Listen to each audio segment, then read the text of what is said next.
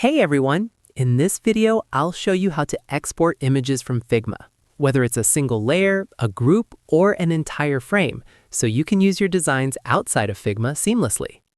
Start by selecting the element you want to export. You can click directly on the layer in the canvas or select it from the Layers panel on the left. Once selected, go to the Design panel on the right-hand side and scroll down to the Export section. Here, you can configure your export settings. Click the plus icon to add a new export option.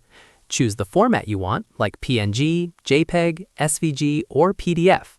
You can also adjust the scale depending on your needs. 1x for standard, 2x or 3x for Retina displays, or even set a custom pixel width. If you want, click Preview to see exactly what will be exported before committing. To finalize the export, click the Export Name button. On desktop apps, a window will open asking where to save your file. In the browser version, the file will automatically download to your default Downloads folder.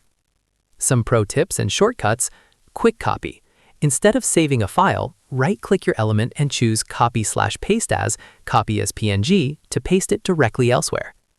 Bulk Export.